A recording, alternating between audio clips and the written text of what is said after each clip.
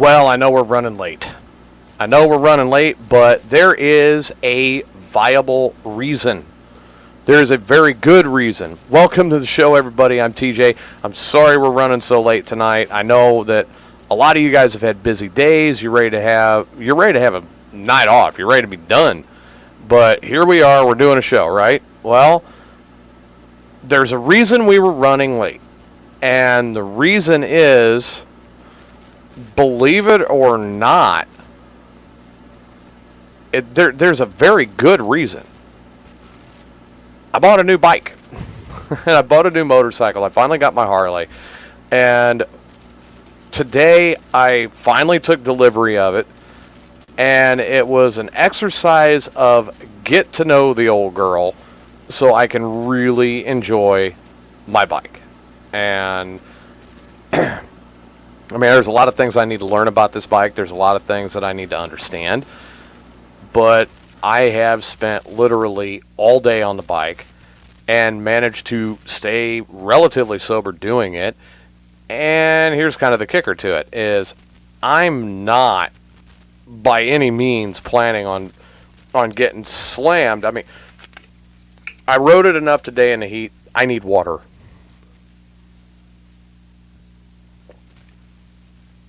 And a lot of water, because I was sitting there trying to drink my last beer, and I'm like, I could barely swallow it because I just felt like I was so dehydrated. I needed to get something to drink. It was insane. I could not believe it. Here, let me, I did send, I know who I sent this picture to. But I'm waiting on the dealership to actually post up the picture of me with the bike. And that's awesome. You guys got us up on the TV. I know it makes it a little difficult to comment in a chat room at that point, but that is awesome. So, let's see. I believe I sent, it's over Messenger is the, oh, I know who I sent it over Messenger to. This is perfect. So the difficult side is trying to, obviously show off this machine. But here, I'm going to go ahead and show you guys what I'm looking at right now. There you go. There you go. Check that out. That is the new bike. 04 Harley Davidson Electric Glide Ultra Classic. The big touring bike that I've been wanting for almost 20 years. And I finally, after all the hard work and everything I put up with, everything I've endured, everything I've had to deal with, I finally got the bike I've been after for 20 years. It's an amazing feeling to know that's it. It's done. I got it. It's mine. Didn't exactly get it the way I wanted to get it, because I really wanted to just buy one and pay cash. But I didn't get that. I did have to finance. I got to carry the full coverage, yada yada. But my financing was not out of line. Everything looks really good, and I'm just extremely happy with what I've got. I mean, this is going to be it's a nice change of pace. It's one of the most comfortable riding bikes I've ever had in my life. I put 150 miles on it today and didn't even think twice about it. And that was from 11 o'clock this morning, after I spent from 8 a.m. to 11 signing all the paperwork and getting everything done and finally being able to take delivery and get out of there with the bike. Then I jumped on and I took off, and I didn't really go that far right out of the gate. I went about, I'd say, 10 miles up the road in Austin, and went to a friend of mine's job. He works at one of the local car dealerships. Good friend that I worked with at a dealership back in New Mexico. Actually, we worked at a couple of dealerships together. And I'm sorry that everything's bouncing around. I'm trying to get a little comfortable. So I took it up and I showed him, and he's like, "Oh man, dude, you knocked that one out of the park. That's great. I'm so happy." Everybody's been saying that. They like that. They know how big of a deal this is to me, and everybody around here has just been like, "Man, we're so happy for you. You finally got something that you've really worked hard for." And I'm going, I was talking to a friend of mine the other day, and I really had to sit back and kind of measure everything out. There's been a lot of things that have happened over the last few months that have irritated me, to say the least. And honestly, with good reason, with a lot of them. Some of them was it was just me taking things out of context, but a lot of things that have happened, and they irritated me. It was with good reason, without going into details. And I said, when I really look back at it, I know that there are quite a few people that I left behind they're angry with me. They're very angry with the fact that I left. And I can understand to an extent. If Rage is paying attention today, I hope he does listen to the show tonight. When I look back at the Mayhem brand name as a whole, and everything that was created around that brand, I've got to go back to 2006. When it really started, when it was a microphone attached to a lamp, and that was my microphone stand. I had a microphone pretty much duct taped to an old lamp, so I had a way to use my hands to broadcast without having to hold the microphone. And when I go back to 2006 and I look at that and I see where it all started, and I fast forward to today, and I look at the different people for the brand that have been in and out of the brand, and whether they left on their own or they left more on a I'm going to say more of a kind of a cross between a suggestion or a firing. You could go any route with that. There have been multiple occasions where things blew up and it was bad. There were occasions where it was like, this just isn't a fit for you. And it was based on a lot of different things that occurred. At the end of the day, when I look at how far this brand has gone from the very filthy comedic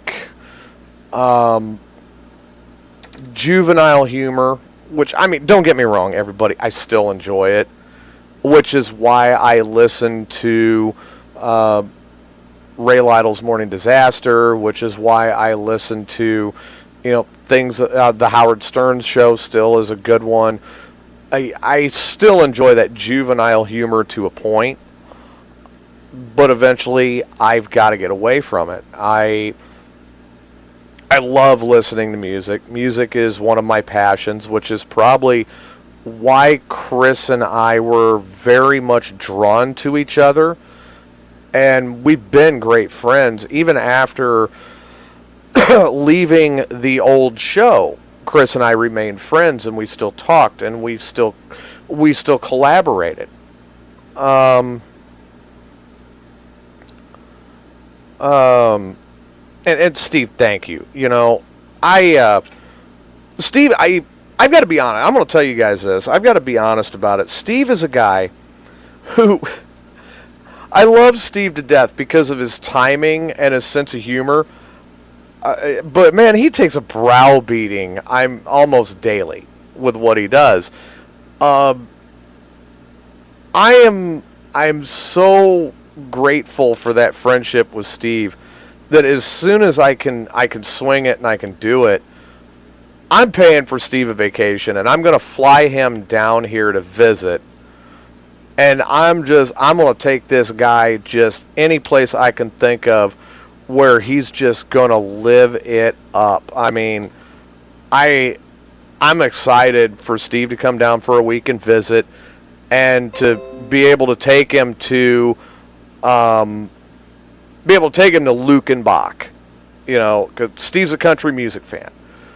And I would love to take Steve to Lukenbach, Texas, and let him see the little town that the song came from. It's an actual existing town. It is there.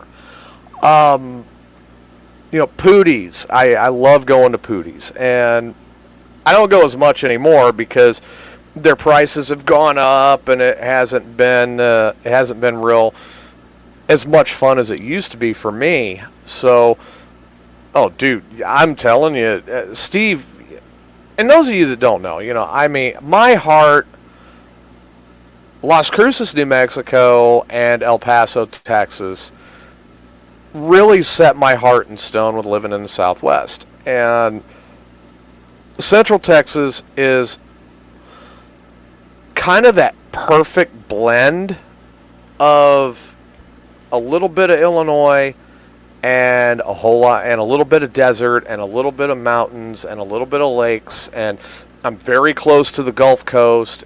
There's just so much in Central Texas that it's just like it's paradise. It is just this perfect place that I absolutely love being in. And I've got to admit, my grandfather moved down here in the early 80s. We built a house for him in the mid 80s. And this area of Texas it's had a piece of my heart since I was a kid. We started vacationing down here when I was a kid. To make the drive for anyone, when you're talking Central Illinois, if you take my route and you do it straight through, you're 15, 16 hours to get here. And that's running 80, 85 the whole way. If you deviate from that route and decide to, say, drive through Dallas, add another hour or two. I mean, there are multiple different avenues but I tried the North Woods. I tried living in northern Wisconsin. It really wasn't for me. The first thing is I hate the cold. I seriously hate the cold. Cold weather just starts messing with me, and I don't want to be in the cold weather. It's terrible. Now the heat of the summers is kind of brutal. And Steve, I'm not going to bring you down here in the middle of June and July. I mean, I don't want you getting hurt. You know what I mean? That's a real hot part of the day. Adam, I'm going to send you something, and I want to see if you're up to messing with it today. Because hey, why not? Oh, man, I love that they've got me on the big screen. But I think this might shock Adam a little bit. I don't do this very often, Yeah, we know. That's cuddling was the start to you getting Julie pregnant. Yeah, it would be, Steve. Heat stroke is definitely what you would be looking at. It gets warm. We were heat indices this summer there was almost a week straight. We were over heat index 120 degrees. I mean, it was hot. It was hot enough that both air conditioners running were struggling to keep up. It was hot this summer. And I I know that I wouldn't want to do that to Steve because, yeah, exactly. It was kind of like being in hell. You're right. I wouldn't want to do that to Steve because that is blasted hot, man. I was going to say, please tell me you're not. I was going to say, please tell me you're not on the camera like half naked. At least you're wearing a shirt. Yeah. I was like, oh God, please don't tell me that Adam's going to log in here. If you're not wearing pants, that's fine. I can't see that. No, I have pants on. Okay, all right. I mean, I know that Steve, when he does the show with Ray, and he's on Morning Disaster, I know at least 3 times a week, Steve does not wear pants, and I can't blame him. I mean, if I could go to work and not wear pants, I think I would. That's got to be like the greatest feeling in the world, to be able to do something, not have to wear pants when you're doing it. Yeah, if you can work and free ball at the same time, I guess. Well, yeah, right? I mean, that's where I think women got it great. You know, they could put on a skirt, and then they've got, like, instant air conditioning down there. What? Just claim to be Scottish and free ball under your kilt. You know, I've got a friend of mine that's Scottish, and he will wear a kilt. And I remember this girl walking up to him and going, "Hey, I'm just curious, what are you wearing under that?"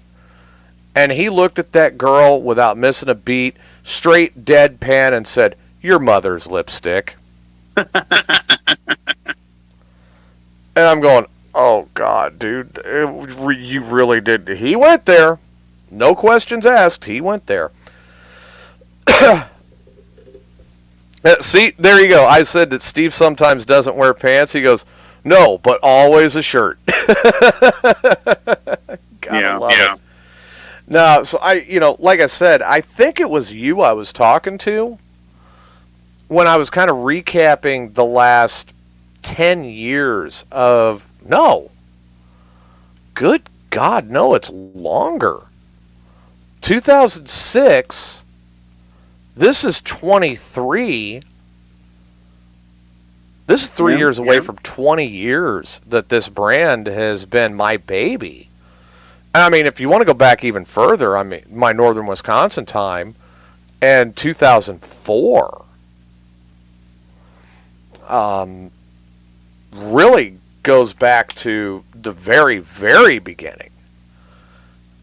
What I was kind of getting at is, though, everybody that has been in and out with this brand, I'm grateful for them for what they contributed. And I'm grateful for them being there at the time they were. And there's a lot of them I still talk to. Mike, who was my co-host in 2016-17 when I first started it as Unleashed. And I mean, my God, he always had something. Ryan Snedeker, who was my co-host when we first started internet radio back in New Mexico in 2006. What a mind-blowing experience back then. I mean, we truly, truly, truly felt, when we talk about those days, we feel mind-fucked. I mean, we really do, because I seriously had an old quarter jack microphone that I had plugged into the board, and that I had it basically duct taped to one of these boom lamps, and I'd move the lamp to be able to use the microphone, and that was my microphone, and I had 3 other microphones, and everybody had to hold them and pass them around the room just to be able to do a show. And it was crude, and it was insane, but we made it happen. As long as it works. And we had this amazing following in Las Cruces. But we did make it happen, and I was so blown away by how fast we built that following, and how a lot of that following, believe it or not, is still there today. And I discovered that when I was back in Las Cruces, that there were people that I was shocked that they recognized me all these years later. Wow. And, oh, hi, how have you been? We haven't seen you. What happened? Where have you been? And I was trying to tell them,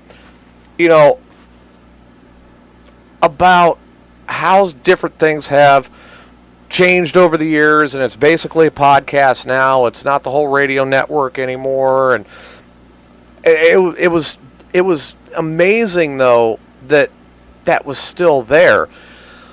I've heard from different people now, there have been branch offs and people move on. Rage is one of those people that I think he hates to love me and he loves to hate me. And I talk to him occasionally, and I hear from him, but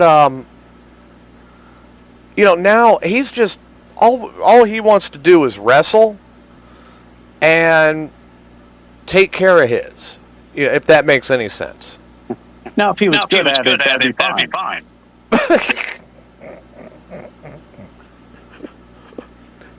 I'll say this for Rage. When it comes to his wrestling, Rage is the greatest jackass that I have ever watched in a wrestling ring. Yeah, I can see that. I'm still a WWE fan. Okay, I admit it. It's gotten a lot more interesting since Cody Rhodes has been back. But when I'm saying jackass, I'm talking like a heel. Okay. And Rage as a heel. My God, that guy could piss off the Pope while he's pissing on the Pope, and he wouldn't care. I mean, he's so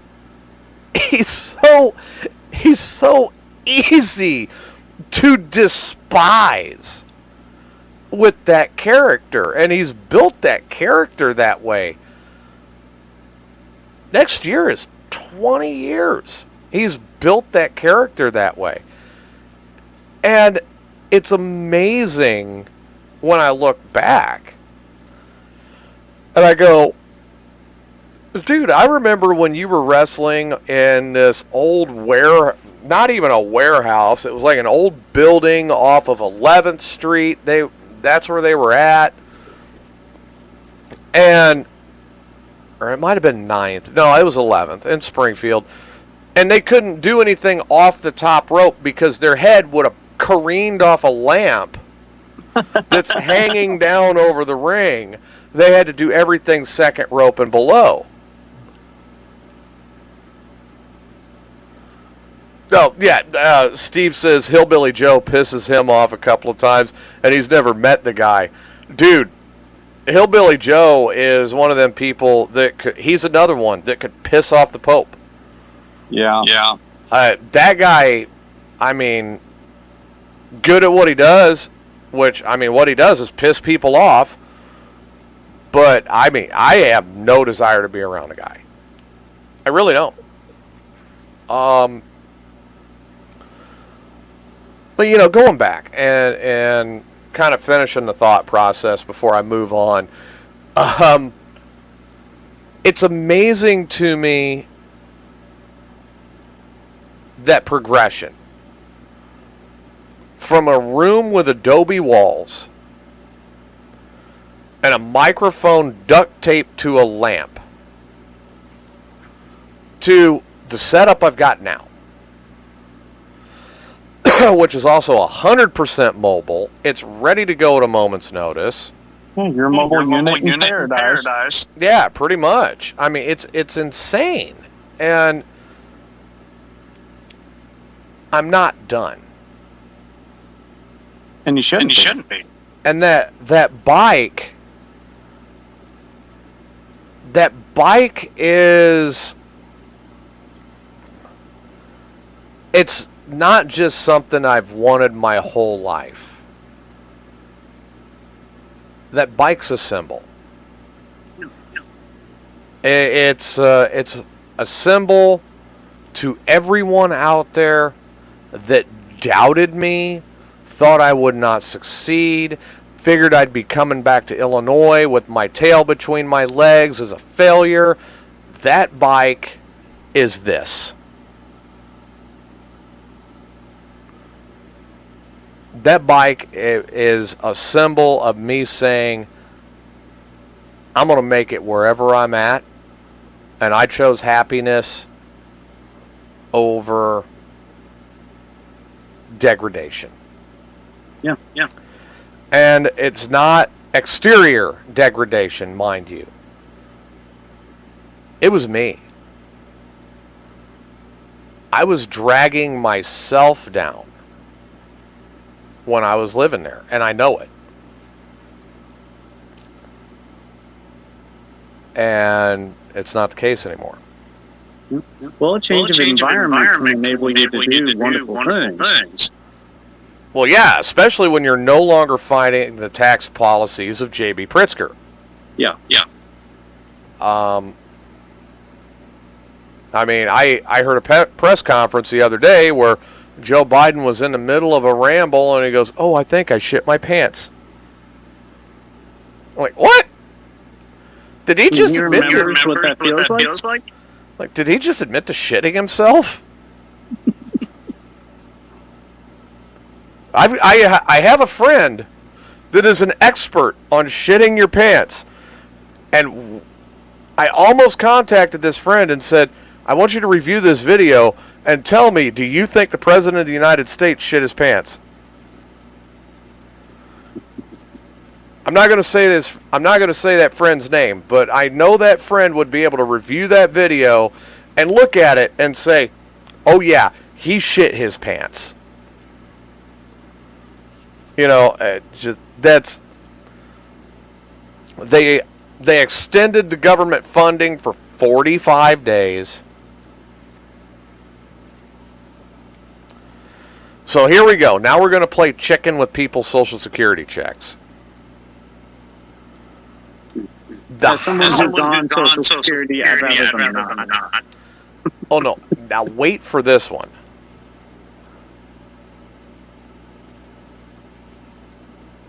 That bike solidified that I proved everyone wrong and that I am somebody. Yeah, I'm somebody that's got a bike payment now. That's what it is, Steve. Someone who's been dead. Not bad, though. Not bad. I ended up walking away out the door for a little under a $5,000 difference. That's not bad. No, I didn't do bad at all. That bike was just basically, it was something I knew I could afford it. My payments are not out of line. I mean, shit, I could do my payments in my sleep. I'm telling you right now, that bike was my way of... Steve says he's pretty sure that President Biden wears Depends. I think you're right. But no, that bike was... It really was. It was my way of saying, guess what, everybody? You ain't going to knock me down. I made it. I'm in a place I like to be. I'm happy. My life's going good. I'm getting to spend time with my kids that I never got before. I feel comfortable having them here in this home. Even if it is a motor home, I feel happy having them here. I could still broadcast. No, my providers have not shut me down, contrary to popular belief. I'm not getting on here and doing a show as often. And that was kind of the whole point behind Amigos. And when I branched away from Unleashed and I decided to start this show, and that was an agreement between me and Chris, is I did not want to wind up doing that same kind of crass, in-your-face, juvenile humor. I want to have fun. I want to do a good show, but I wanted to get away from that.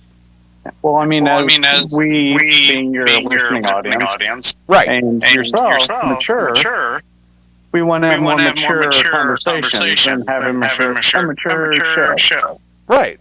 And that's kind of where I was at. I was like, it's really time. Like, Chris, let me tell you a little bit about Chronic Chris. Number one, I don't think I've known that in the entire time I've known that man, and it's almost 10 years now, I don't think I've ever known him to be without weed. I really don't. I don't think I've ever seen him without weed. Ever. That's a problem Steve would like to have. Yes. Yes, it is. Now, part 2 of this, musical encyclopedia.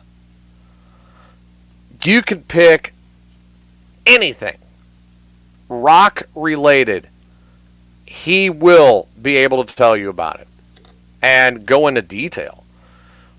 Now, you wouldn't think that as much as he's more of a metalhead than I am, you wouldn't think we did this, but he and I sat back and had a 45-minute long conversation one time about Fleetwood Mac's Rumors album.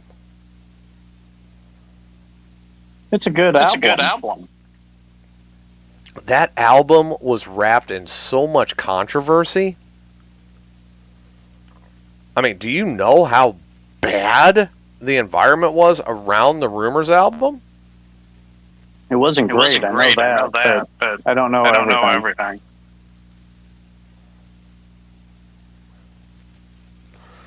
And Steve, I mean, what you guys are doing is working great, because I get a kick out of the show. And I do support it. I still support what they're doing. It's not where I want to personally be anymore. I don't need to see someone's boobs to make a good show. And seeing boobs is good, but not on the show. Boobs are great, even on a show. But I want to leave that genre really to the experts. And Ray Lytle and Steve Stanton, when it comes right down to that genre, they're the experts. They are today's experts with it. They've got it down. Mm-hmm. Me and Marvin can have a conversation. And when the two of us have a conversation, we will have people cracking up around us. And we don't have to get filthy to do it. We could talk about what Marvin did to the nurses at the hospital.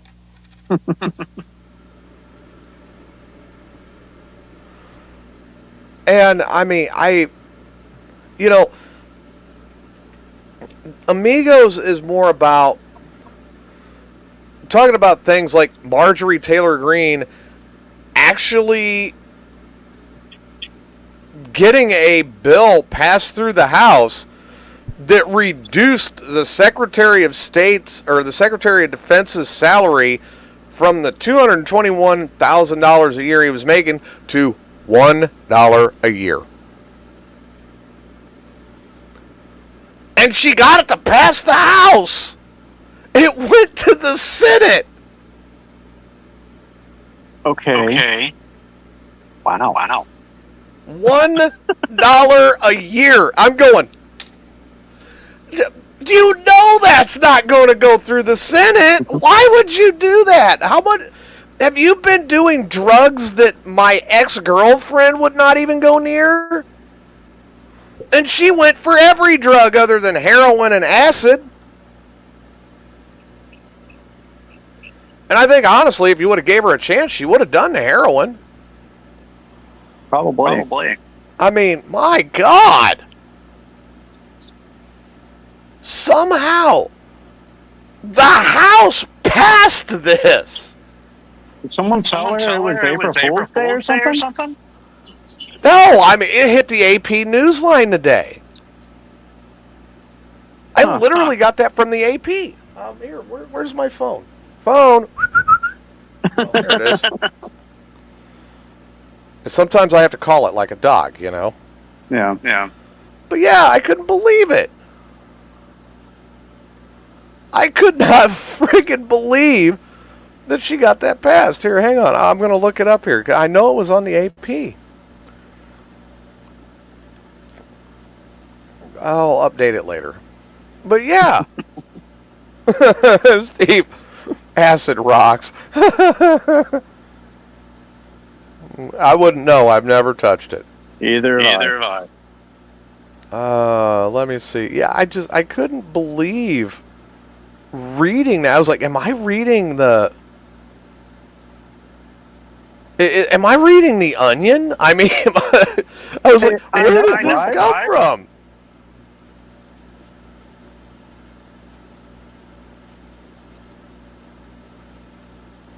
Let me look. I know I saw it. It's like, are you sure they meant Associated Press? I know, right?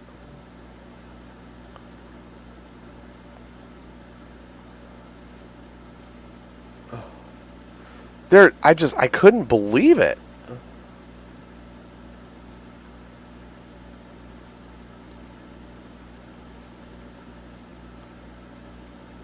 I'm sorry, everybody. I mean, I should have had this up before we started the show. But I couldn't believe... I couldn't believe that they actually... the House actually agreed to that. I'm like, what? No! But they did it. I mean, I read it yesterday. But I'm blown away. Absolutely blown away. Yeah. Like, I'm sitting there looking, I'm like,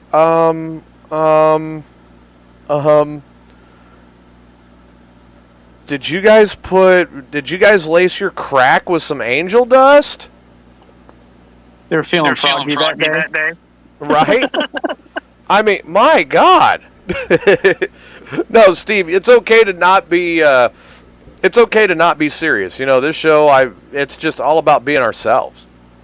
I think that was the biggest thing I wanted to go forward with Amigos, is I just wanted everybody to be themselves. I want the chat room to be comfortable. I want all of us to be comfortable. And it's just like talking with your friends. Yeah, it's basic, you know. I said when I started the show that I wanted to get more... I wanted to strip away the character. And I wanted to get more in tune with you guys, the fans, knowing who I am, and me knowing the fans as they are. And that was my whole point with this. We're going to joke around. We're going to have fun. We're going to goof off. But we're also going to talk about serious stuff, too. And that was the whole intent behind Amigos, because amigo is friend in Spanish. And I was like, look, Mayhem is my brand. I built the brand from the ground up. Ray guided me. He's given me a lot of helpful advice over the years.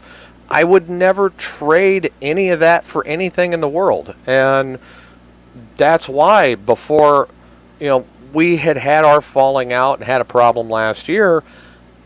But before I started listening and commenting in the chat room and paying for a subscription and everything again, I did talk to him and I asked him, I was like, are we good?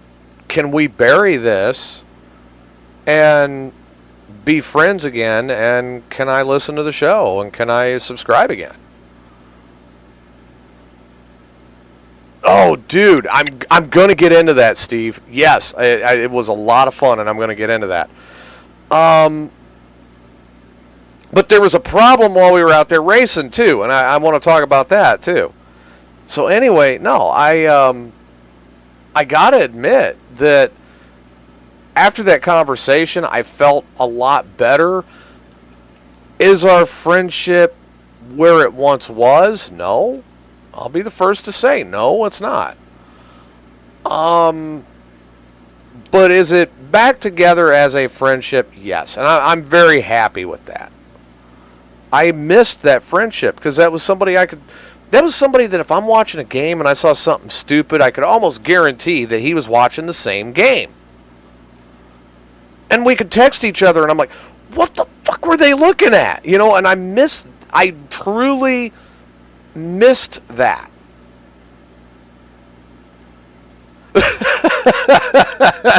No, Steve, I did not poop my pants. All right, so a couple of weekends ago, I went to the TX4 Texas Off-Road Razor races, and I was the co-driver for one of the cars. My friend Bill at work, he was racing.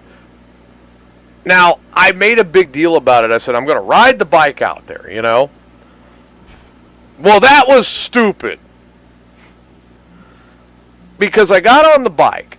I leave Kingsland. I'm on my way up there. It's about, the route I was going to take. If I had not ran into any problems, it was about an hour and 45-minute ride. It's a good ride. It's a fun ride. It's very enjoyable. Yeah, about that. Oh, no. So I'm on the way out, and all of a sudden, I see this wall of clouds. And it's heading my way. And I'm going, uh-oh. And then all of a sudden, this strange, not seen for 3 months moisture starts hitting me out of nowhere. Because of course. And I'm going, this is a strange moisture. I am not used to this moisture anymore. What is this moisture? Liquid. Oh, this is what they call rain.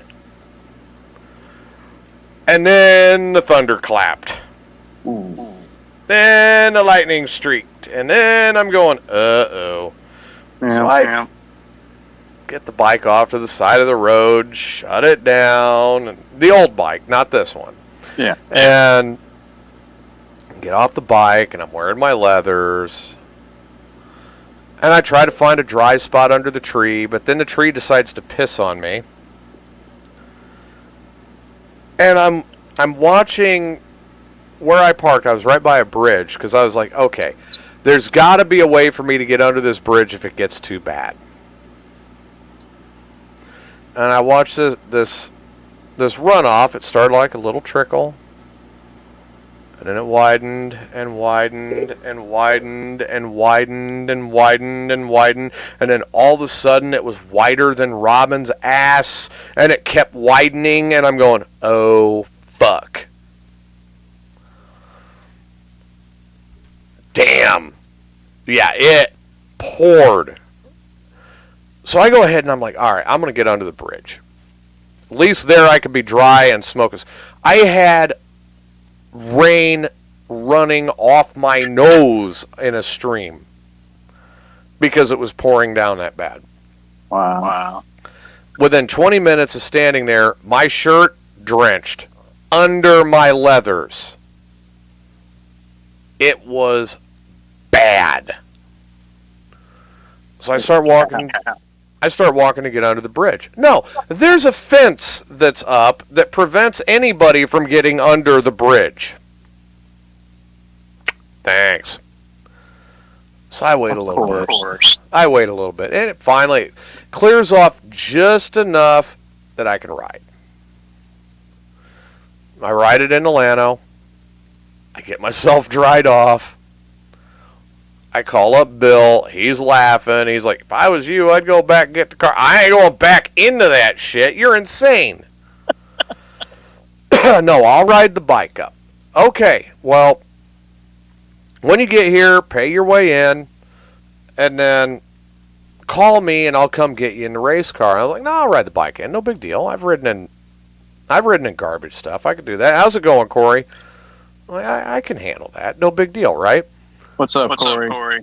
So I take off out of Llano, right up through Cherokee, right up into San Saba, fill the bike up. Now, mind you, I'm still drenched.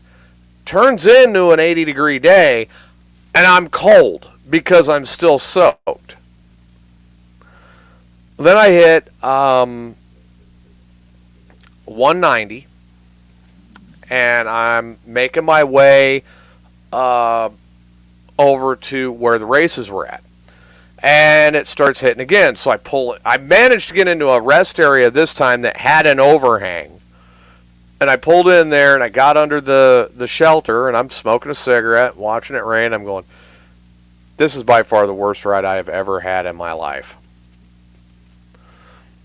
So I finally turn off the road. And when they say Texas Off-Road Series, they're not joking. I'm like, all right, kind of a country road, but at least it's hard packed. Yeah, for about 500 yards.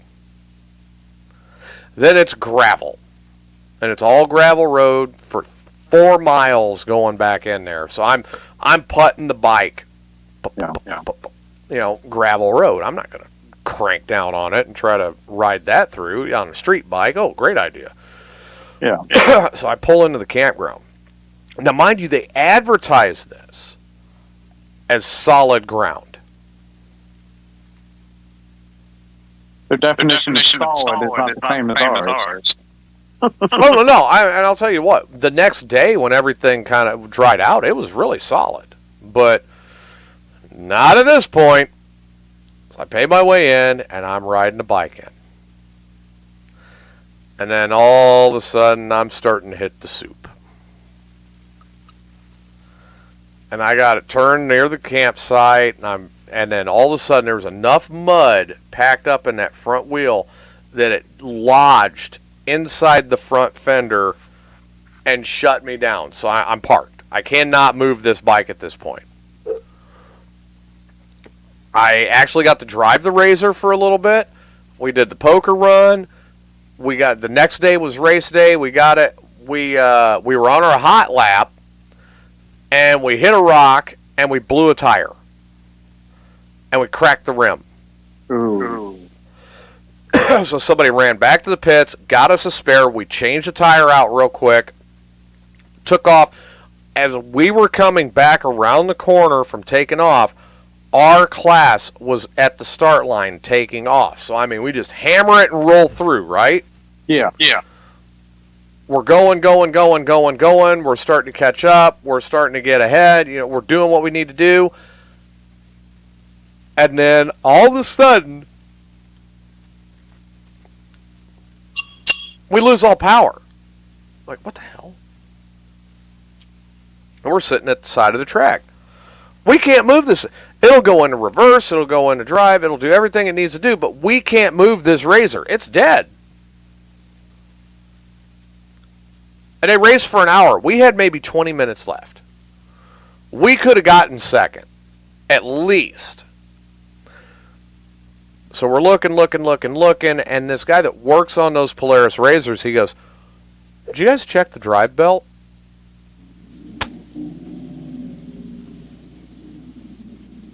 Damn. I didn't, and I looked at Bill. I said, did you? He goes, no. He goes, why don't you take a look? So I'm in my fire suit and everything. I'm leaning down. I look. I go, it's the belt. He goes, how do you know? And I said, get over here and see the rubber laying on the ground. And I was like, and it's not the type of rubber that you usually toss out the door of your camper. Yeah. And he looks, he goes, oh, fuck. The thing I did learn about those things is if you do have to change a primary belt, it's pretty damn easy on those. It's easier than a snowmobile. There you go. So, I mean, you pop the cover, pull the old one off, cut it free, throw the new one on, boom, put the cover back on it, you're ready to rumble.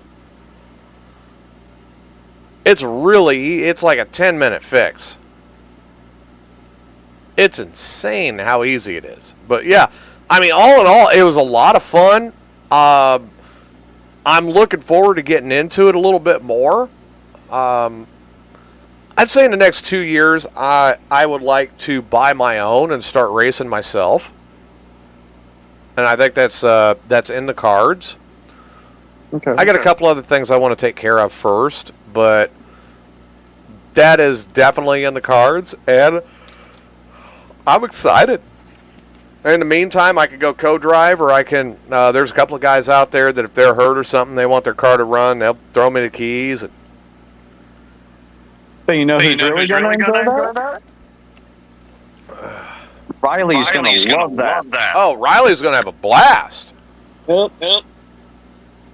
But I mean, it was really a great time. And so, Steve, in answer to your question, no, I didn't even have a chance to try to poop my pants because we broke down. Yeah, Corey, those are very expensive. The basic razor alone is like $18,000. And I mean, I'm looking at them online used, and I'm finding used ones for like $9, $10. That's the cheapest I'm finding them. I'm not finding them any cheaper than that. But they are a shitload of fun. They really are. And now there was one area on the track that when we hit it, I mean, we hit it full bore, full head of steam, and we launched off this thing. Probably put us 40 feet in the air, and we launched about 200 yards. And then and it was just a smooth down landing and kept going. I mean, it's a lot of fun. That sounds fucking epic. Dude, it was a blast. And no, well, Corey, they have a class for that. Everything's in a class. Twin turbo is one class. Turbo is one, that goes with the turbo class. You have the 50 over seniors class, which is the old fart class. You have the NA class, which is pretty much anything goes. You have the sportsman's class, which is my age, and the car is pretty much stock. They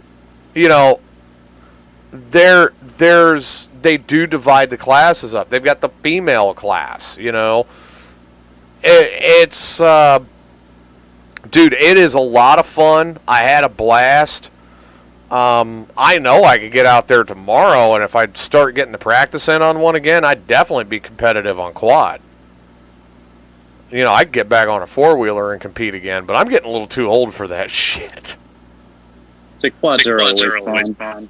Quads are fun, but when I looked at what those kids are doing, I'm like, I'm too old for that shit.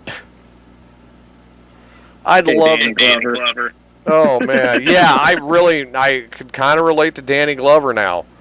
And Lethal Weapon, I really can, because I'm just like, I'm too old for that shit. And just watching it and going, oh my God, no way. Not anymore. 10 years ago, I'd have been like, fuck yeah, give me a four-wheeler, see ya. But, yeah, when you're in the Razor, they require 4-point seat belt, the neck brace, the full face shield, full face helmet, the fire suit, the gloves, all of it.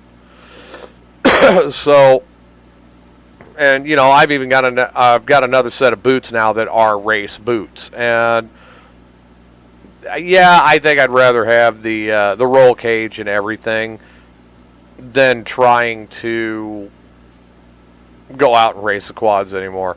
I mean, I would love to have a quad out there just to get around sometimes, but yeah, I'm not racing that. I want to go ahead and get a Razor or something of that nature and race that. That's a lot of fun.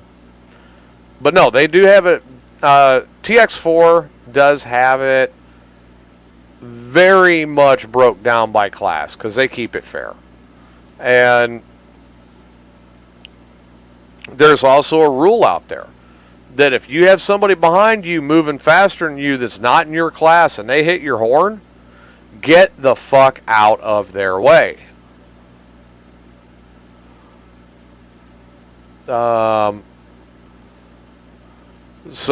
Corey's saying that they would go to Taylorville and they'd run quads and ATVs back in the late 2000, 08, 09. He had a Grizzly 600 and his buddy had a 700 Cowie. And dude, it's a lot of fun. I can't knock what we did. Here, matter of fact, I might be able to find the website real quick. Hang on. TX4.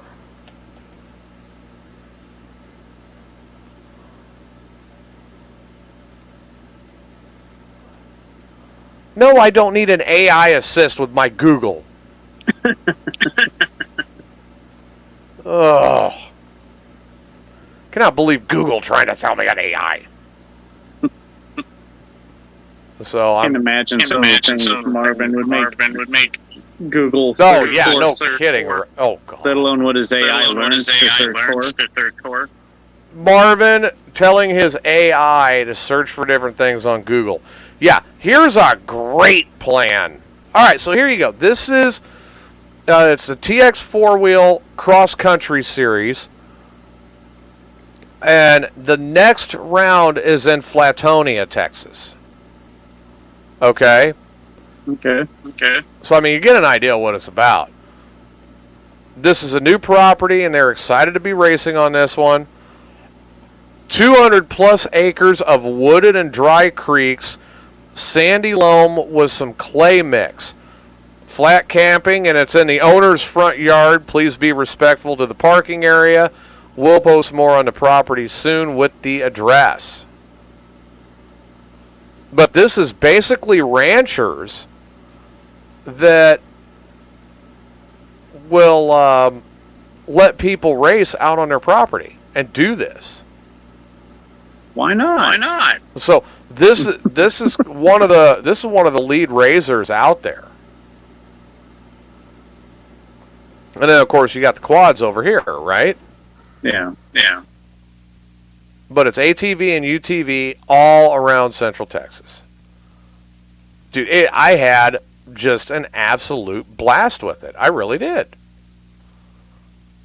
I mean, if you have the land, why wouldn't you have people over just to tear it up? Oh, yeah. I mean, we've got a guy out there. Hi, Irene. Hi, Irene. We've got a guy out there that I swear, I kid you not, this guy rolls every race. He rolls his car every race. I walked up to him, and this is my first time. I get told about it, and I'm like, Ramon and I became very fast friends. I mean, just awesome person. Right before we're getting ready to go out, I'm like, hey, Ramon, you going to wind up on your lid this time? He goes, more than likely. I think I can tell you where, too. Sure as shit. We drove past him, and he'd rolled it, and then flips it back up, and keeps on going. He's not afraid to launch it at all. He knows ahead of time, and he's still willing to play. Yep. And you know what? He actually won his first race this season that weekend. So I was very happy for Ramon. But man, it's just, and when you're in the pits, like when Steve will back this up. When you're in the pits at like a stock car race, you feel the competition in the pits. And even in dirt track, you feel that competition in the pits. It's almost like an animosity, and it's there. Now, yeah, granted, everybody will help everybody else out, and they do a lot of different stuff. But that competition is there. You always feel it. And Steve says, yeah, definitely. The pits are different here. And with this, like they've stayed up until 2 in the morning setting all the four-wheelers up for the quad races on Saturday, drinking and setting up four-wheelers. And they all use Bill's trailer because he's got the tools and everything in that trailer. Sunday morning was a hangover cookout. With, we had 4 people cooking up burritos and homemade burritos. And it's like a big family camp out with racing. It's really a lot of fun, and they're great people.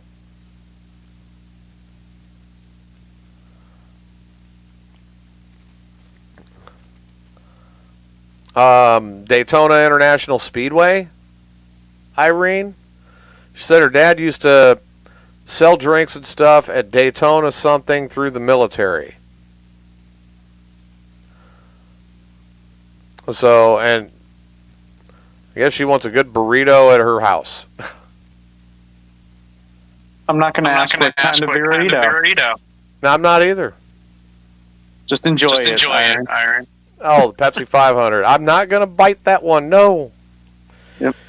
But no, it was an absolute blast. I had a great time. And I think Steve would have a blast out there with his racing background.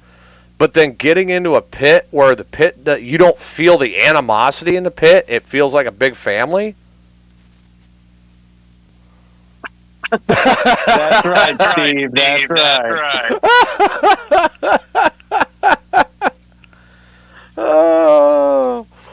Burritos and UTV races. Definitely a recipe for pants pooping.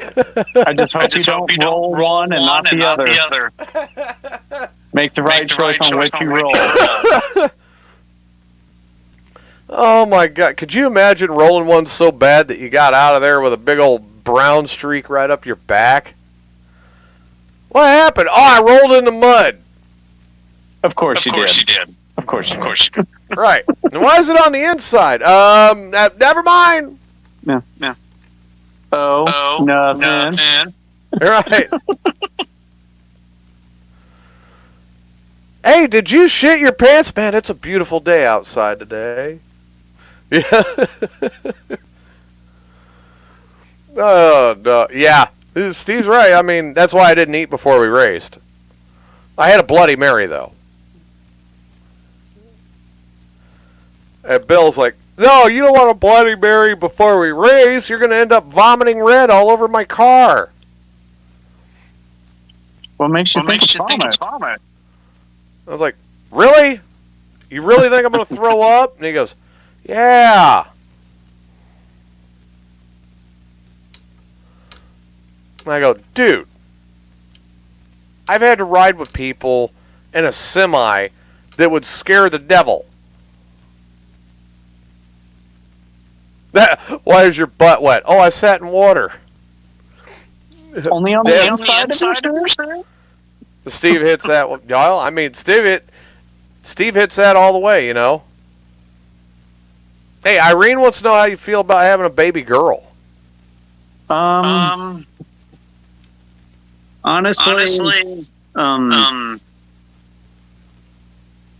it was I used to have to protect the world from the private areas of my 2 boys. Now I have to protect my little girl from the private areas of the rest of the boys on the planet. Right. So, see, I kind of had a little reversed. My daughter was first. Yeah. Then I had my boys. Last, right. Some protectors. That could help you out. Yeah. Irene, that's why we were so late. I wanted to get the show going at 7, and I was still out riding the new bike. If that gives you an idea as to how well that bike rides out. It really is. It's a great riding bike. I love it. No, I'll tell you, yeah, it's like, all right. With my boys, I only got to worry about them. With my daughter, Yeah, I'm just going to word it the way I said it in the past. With my sons, I only got one dick to worry about. Their own. Yes. Yes. With my daughter, it's every dick in the world I need to be worried about. Like, Because I'm not go back to jail or back to the psych ward. I will protect my girl. I'm not afraid of prison.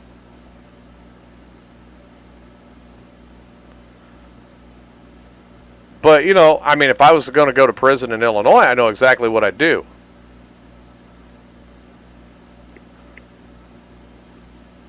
You don't have a clue, do you? No, I do not. See, if I was convicted of murder in Illinois, I would immediately look up and say, I identify as a woman. And that way, I'd get thrown into women's prison. And then they'd have to worry about my dick all the way around there. Pretty sure after a little while they'd catch some clues. I would hope, anyway. Well, I'd look up and go, I didn't say I identified as a straight one. Okay, true. Even Julie agreed with you there. Right. I mean, Steve said, that makes sense. Yeah, because Illinois passed the law that the Department of Corrections does not put you in there based off of your birth gender. They put you in there based off of how you identify. So you're just pre-op. Yeah, exactly. You know. Yeah, exactly. Corey hits it on the head. With the boy, you only got to worry about one swinging D. With the girl, you got to worry about all of them. Yeah. I mean, you know, do you know how difficult it was when my daughter sat down and said, "So, Dad, I've got to talk to you about this guy I'm seeing." Hold on, let me get my knife. I'm like, hang on, I'll be right. I looked at her and I go, hang on, I'll be right back. And this is what I did. Okay, I set my. I'll be right back. I'm going to show you exactly.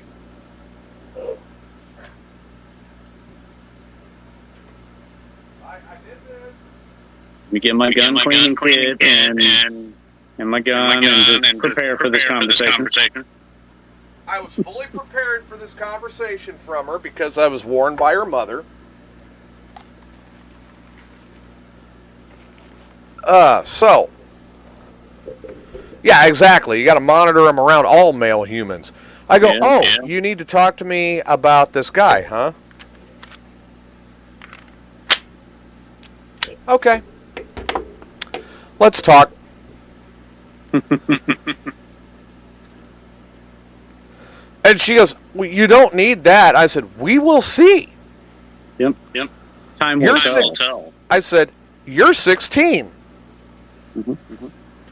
It may not be for you, but it will be for someone else.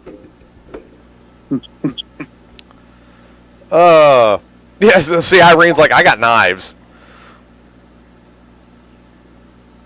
Steve says he's thinking maybe it's time for him to make a change before he admits too many felonies.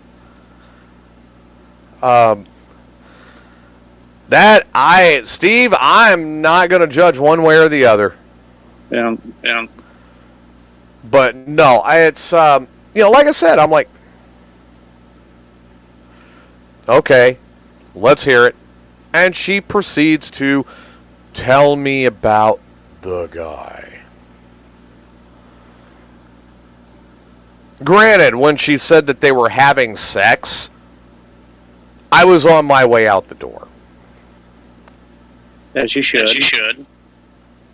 And he was 26, banging my 16-year-old. So how many holes did he earn? They would never disclose the location. Oh.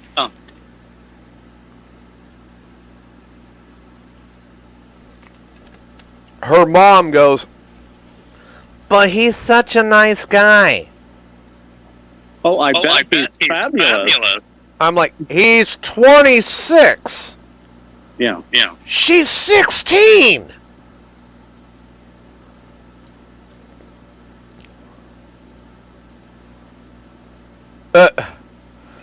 Irene, I don't think I would have wanted to be anywhere near that. And if I was told that she was pregnant by that guy, again, I have a tool for that. And I'm fully prepared to use it. Yes, Irene, I bet it was a dumpster fire. What's this young man's name? I need to carve it in his bullet. Yeah. Pretty much. Pretty much. I mean, yeah, I could see that being a dumpster fire. Like, oh, hey, guess what, Dad? I'm pregnant. You're what?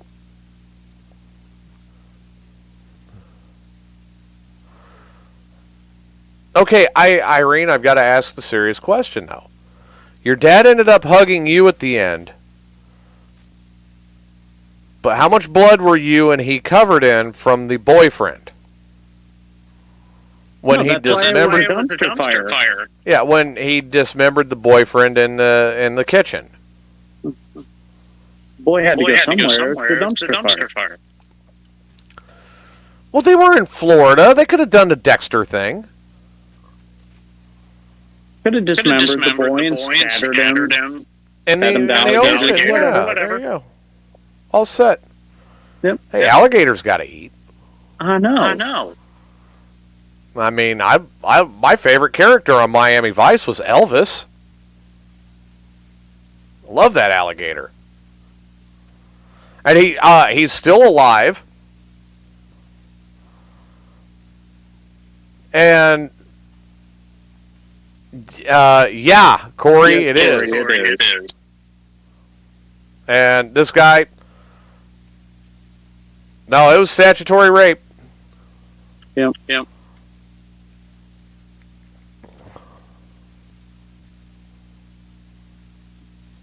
Oh, get the fuck out of my house right now before I dismember you. And the boyfriend said yes, sir, and dismissed himself. At least he didn't dismember himself. All right. No, the age of consent in Illinois is 17 to get married. I'm sorry to hear that, Irene. Good Lord. See, statutory is just, it's the age thing. Yeah. You know?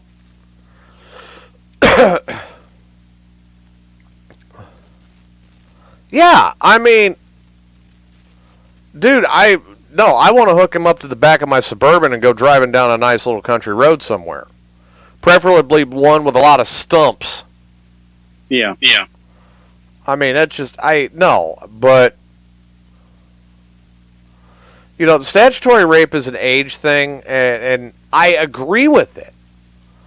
I really do agree with it, because when let's face it, we've all been 14, 15, 16, 17 years old, all of us. Yeah. How many of us at that age were not being controlled by our hormones? I was. Yeah. So, I mean, let's take Adam. Let's go with 15-year-old Adam. And you got to say a 28-year-old drop-dead knockout master's degree English teacher that gets you to stay after class so she can ride you. I know one thing. I'm not telling anyone. Well, that's where our generation was a little smarter. I'm telling nobody. Right. I have a tutor after school. Leave me alone. She's going to teach me something. I mean, you know, it's serious. Like, well, I mean, yeah, well, and I mean, again, at that point, you know, I never got the chance to sign a birth certificate. So, really, at that point, I had no leg to stand on as far as any rights, Corey. And Her mother was handling it, and there was really nothing I could do at that point. They just kind of tied my hands behind my back. So, but no, I mean, if you got a 28-year-old knockout English teacher, you're 15-year-old Adam, and this teacher's going to ride you, Adam's going to go, yeah. yep. I'd like to, Corey. Shit, they never even gave me a name. But, you know, like I said, it was just one of them cases like, wow. Now, but again, our generation was smart enough to go, well, I ain't saying nothing. Why ruin a good thing? You know, if you got the teacher that looks like she's still a college friggin' cheerleader. See, for me, it was a 24-year-old English teacher. Nothing happened. But right. During the summer. Right. Bet you helped. Yeah. In and out of the pool. It was a little weird when I found out my dad had a crush on her too. Oh, good God. No, and I agree, Corey. I fully agree with you. 10 years age difference is wrong. Now, here's the thing is, now, you know, here I am, 43 years old. And my daughter's 19. So if my daughter wants to go and jump on somebody that's my age now, I can't say anything about it. She's over age, you know, she's 19. Yeah. Yeah, Irene, you know, that is a good question. Oh, you two are two consenting adults. Yeah, I mean, you two are both over the age of 18. So, you know, age difference at that point just becomes a number. And Irene, I'm sorry you got to deal with that most of the time. It is she had a closed adoption with her oldest, who's 19, and now in college in New York. Now, how do you know he's in college in New York with the closed adoption? Did he reach out to you, or I mean, did somebody fill you in? Yeah, and see, Irene, with you and your husband, that's perfectly fine. You were still both over the age of 18. Mm-hmm. So, and that's your line. You had someone spy on them via social media. Yeah, you were both over 18, and you agreed to do something after you were both over the age of 18. Nobody can fault you for that. Yep. Props to Brad. Yeah. Good on him and good on you. Yeah. I mean, right now, you know, he's probably got people high-fiving him at work. Man, you got her when she was young. Yep.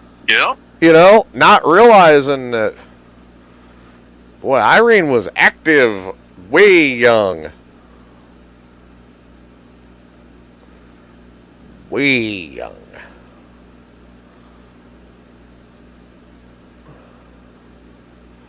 And yeah, I can't blame you for that, Irene. Let him take his time. Yeah.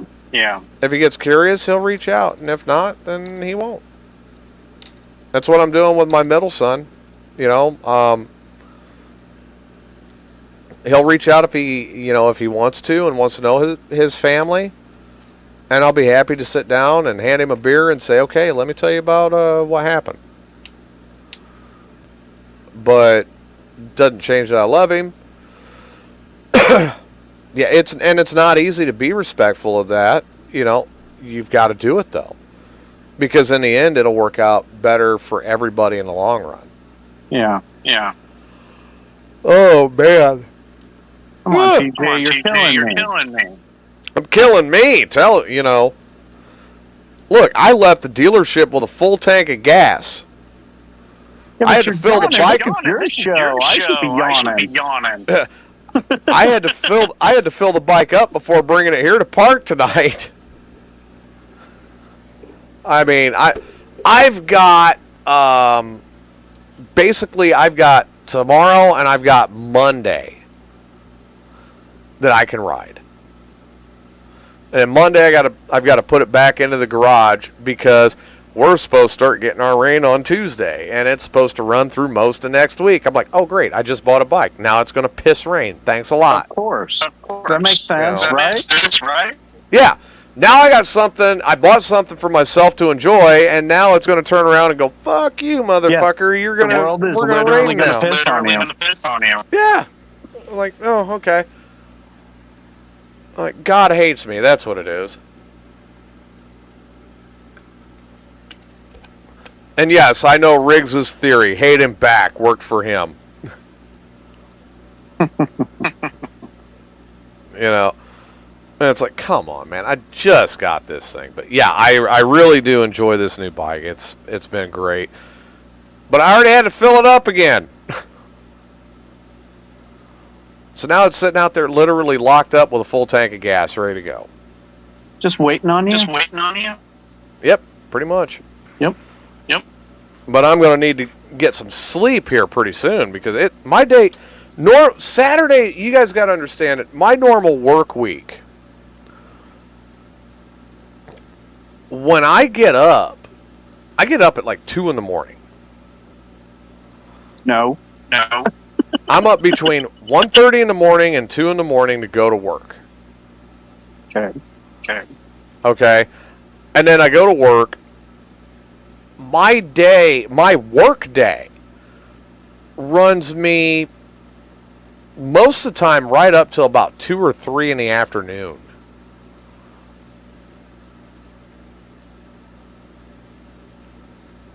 And at that point, I'm just like, oh. And I'm just flat exhausted.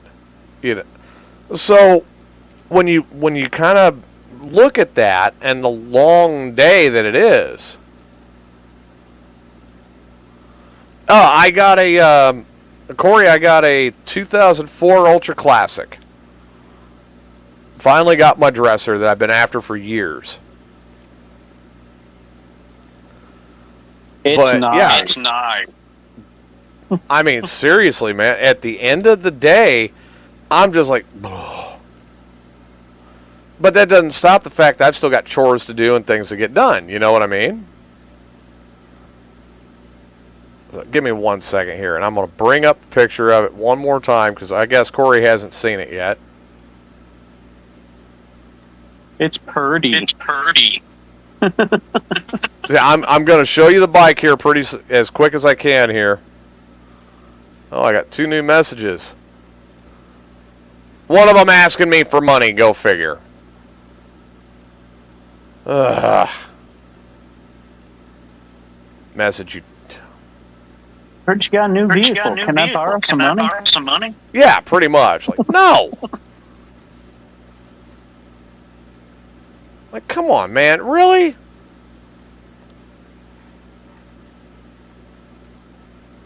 Hey, could you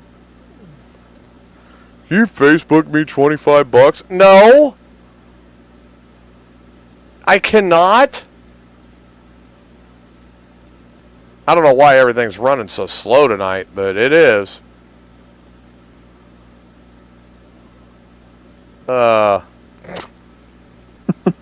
Irene, gotta love it. Money. Everybody needs money. Yep. Have you guys ever seen that movie Suckers? No, actually, I haven't. Oh my God. Old car sales movie. It is an old car sales movie. And I'm telling you, I laugh my ass off at that movie. And especially the very beginning of it, okay? Okay. Because at the very beginning of the movie, they go, they're like, well, how much would you pay for, or how close can you come to this number? You remember the old negotiating, right? And, I mean, they go, like, they're saying things like, okay, there you go. There you go, Corey. Now you can see her. Should be sharing it. Is it sharing it? Yeah, it is. Yes, no? There we go. You muted yourself, Adam. Sorry, I did that just in case. Oh, okay. Yeah, it should be sharing the bike now, so. Yeah, it is. Yep, so there you go, Corey. That is the new bike.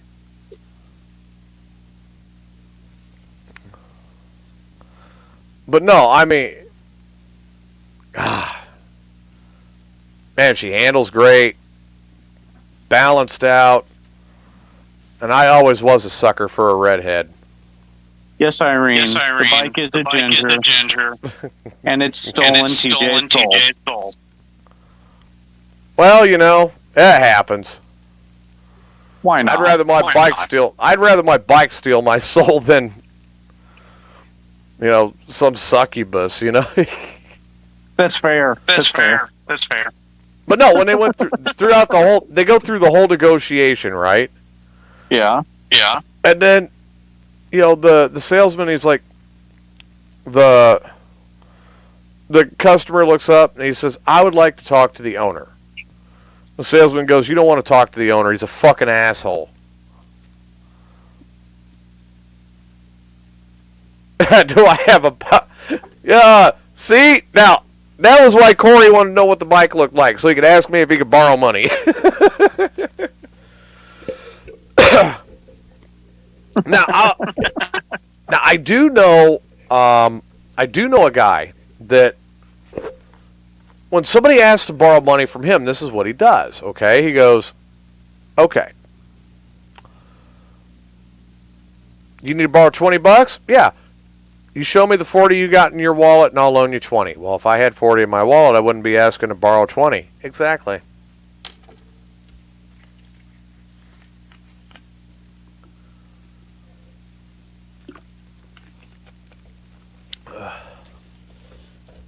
You know what I mean?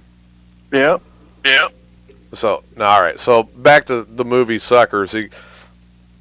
So, then the customer goes, "Well, who do you keep going to talk to?" And the salesman goes, "My manager." Customer says, "Can I speak to him?" Salesman goes, "No." "How close could you come to this number?" "I thought we were negotiating. I keep giving you higher numbers and you don't seem to come down." Exactly. So he grinds on this deal for 2 hours and he takes it back to the manager and the manager goes, "Not bad." Salesman goes, "Fucking right." The manager hands the paperwork back and says, "Now go tell him the floor mats are an extra 100. Salesman flips out. You know, I've been grinding this guy for 2 hours. Those are standard. You're gonna make me go and blow this fucking deal over floor mats? You gotta be shitting me. Manager looks up and goes, "Do it."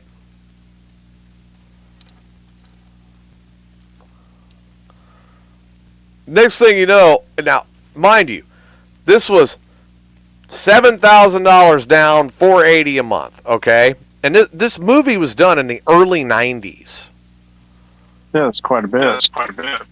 Lori Loughlin in the right before the Aunt Becky on Full House when she was hotter than fuck time frame. Okay. And you got to see her in this movie in a thong.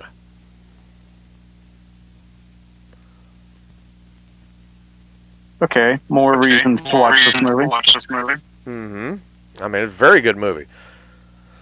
And so that shows you how old it is, too.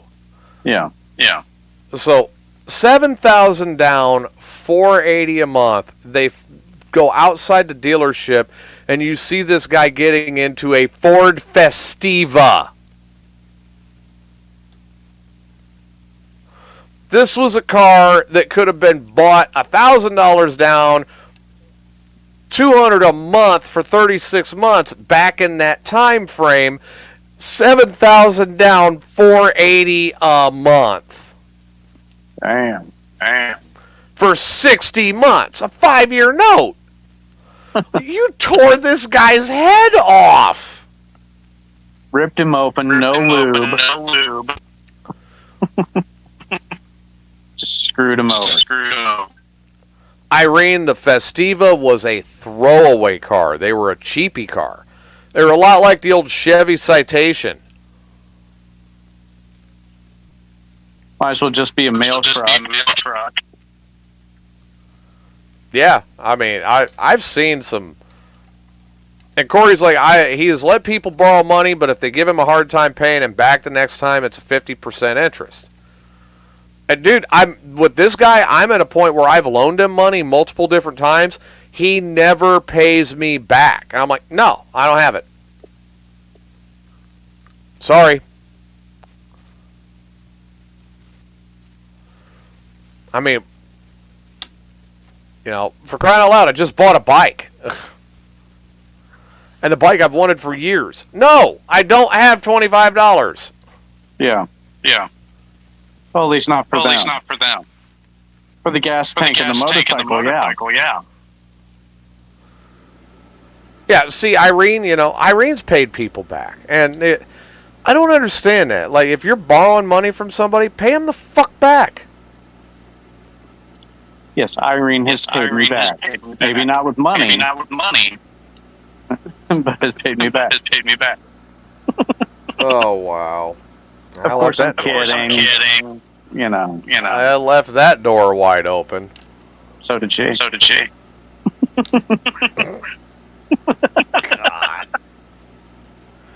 God. But no, I just... You know, Corey, do you have a hard time paying people back money? And what about you, Steve? It's usually the best. Oh, my God. Oh. She had to get you. Well, I prefer to get her through the back door. Business just flows better through there. Oh, my. I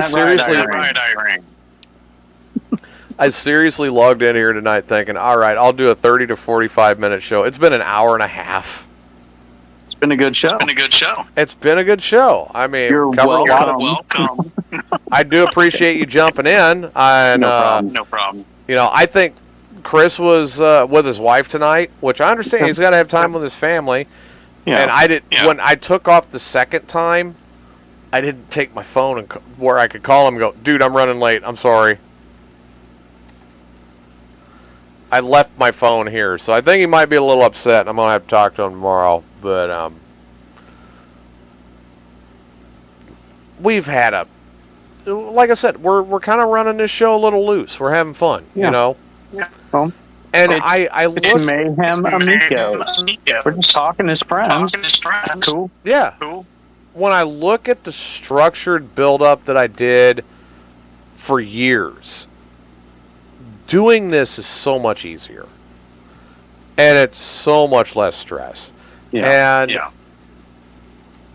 I know there are people that are angry with this program and what I'm doing with it. But it's like, look, I've played a character for almost 20 years based on who I am.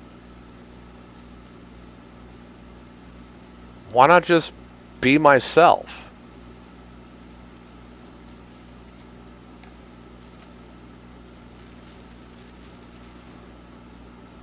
'97 Durango with 200.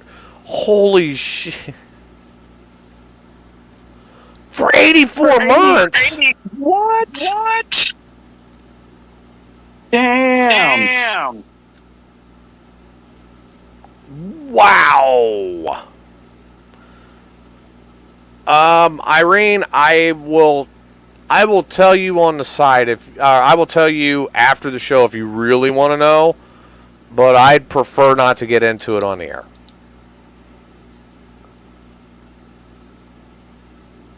Who is angry with what I'm doing now? And they can be. I don't care. Because now, when I'm doing a show, I'm doing it just for me and for my fans and the people who enjoy the shows. I'm not out here to win awards. I'm not out here to make money at it. I'm here just to have a good time and have a good show.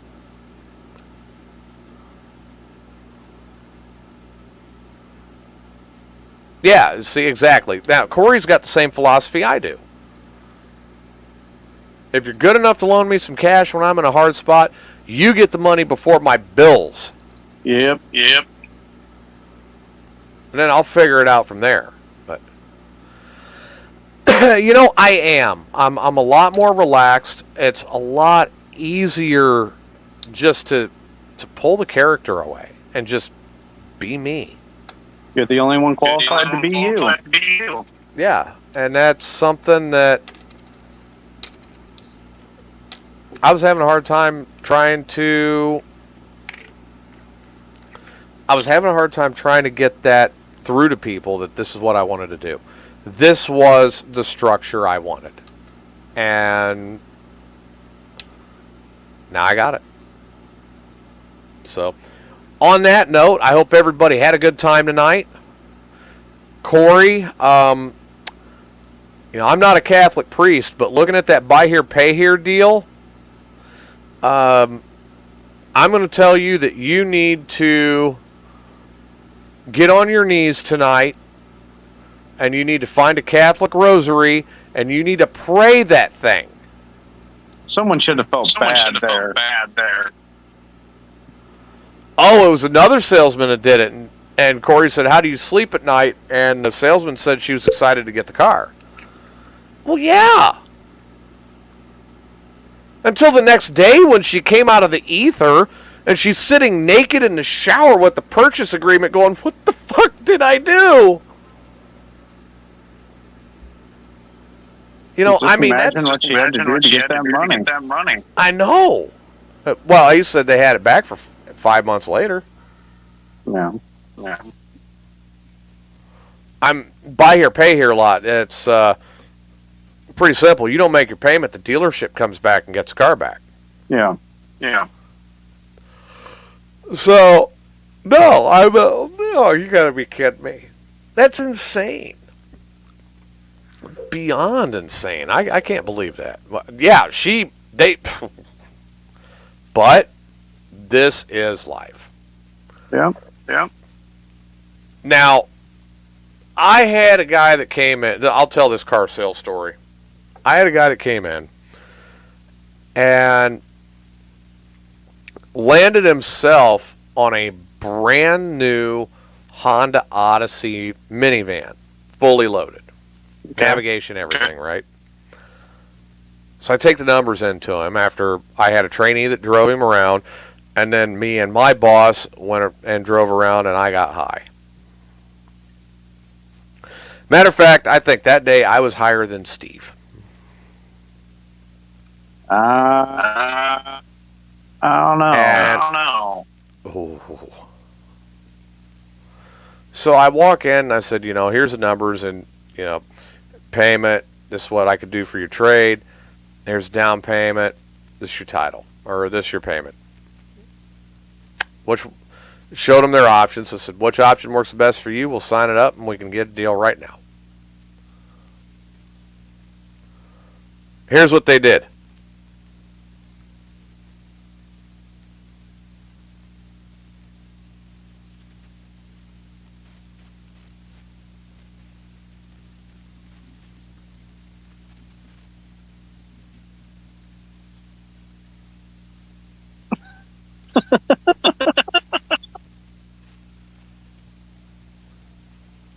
And I'm sitting there, I'm quiet this whole time. We can't afford that.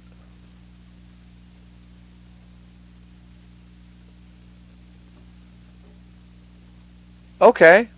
Well, I'm ready to work with you if you can't afford that. So, what can you afford? What's the payment that would make you happy? $250 a month. I just started laughing at him. Like you're looking at a $42,000 Honda, and you think you're going to drive it out of here for $250 a month? Have you been to school? I mean, you imagine how much money you need down? Yeah, like over 2/3 of it. Yeah. But I was like, we're going to need 30 grand down. I looked up and I said, so you have $32,000 down, right? No. You're looking at a $42,000 vehicle. Your trade's worth $800.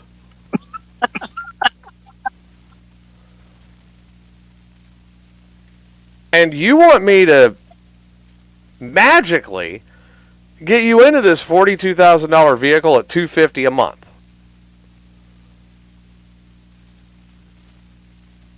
Well, that would be the payment we can afford. I said everybody can afford $250 a month. My dog can afford $250 a month. Let's be reasonable. $250 a month ain't gonna work. Go higher.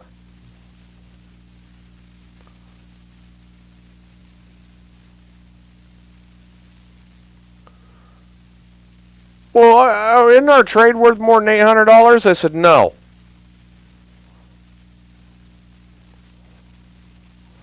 Actually, it's worth less. We're giving you a break. Well, why do you say that? I pointed out every flaw that trade had. Like, this thing's a turd. I'm sorry you're driving a turd. I was like, I'm sorry you're driving a turd. I don't want to see you leave here driving a turd. I want to see you leave here driving a nice van. But if you got to leave here driving a turd, that's fine. So, I mean, I sat in there and I worked these people for almost 2.5 hours. And then finally I finally get them to a deal that they'd be happy with. They go, okay, well, that works. We need to go home and pray about it.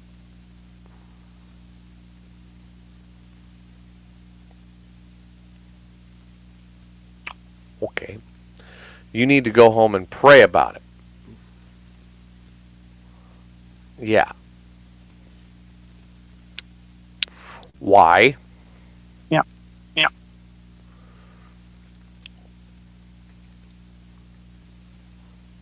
So God could tell us it's the right thing to do.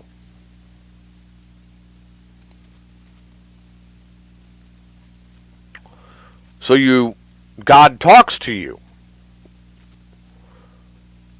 Yeah. Oh. Can God tell me if the Bears are going to fucking win tomorrow?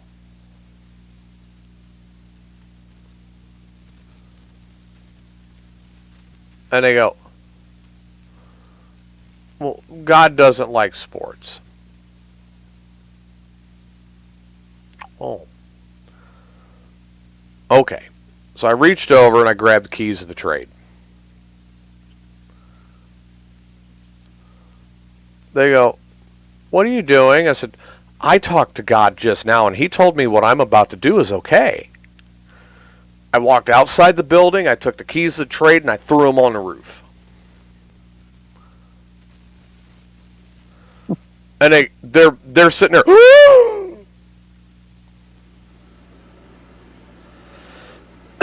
So I walked back inside and I said, now. And I reached into my desk. Yeah, 30-year payment. You're right, Corey. Yeah, that would you, be a sir, mortgage, you Corey. need a mortgage.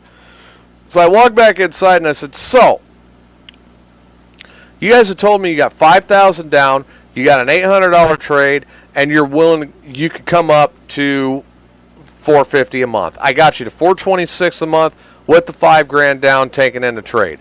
Keys now for your trade are on the roof because now all of a sudden you have to talk to God. You have 2 pieces of paper here that you could sign. This one is a waiver of liability for the dealership. I'll go get you a ladder. You can climb on the roof and go get your keys. This one is an agreement to go ahead and buy the car today, buy your new Odyssey today and drive it away. Which one would you rather sign? Oh, Click, drop the pen. If God wants them to have their trade, wouldn't he just push the keys down the roof? Oh, you'd think so. So I clicked the pin and I dropped it and I said, which one would you rather do? Mind you, my boss is sitting up at his desk going, fucker threw the keys to the train on the roof, fucking crazy bastard, I knew he could do it.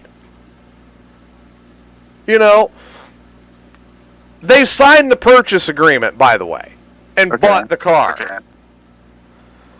And then I had to get the ladder and go climb up on the roof myself to go get the fucking keys back. Damn it. I think that's why they signed it. They knew I was going to have to get on the roof to get the keys.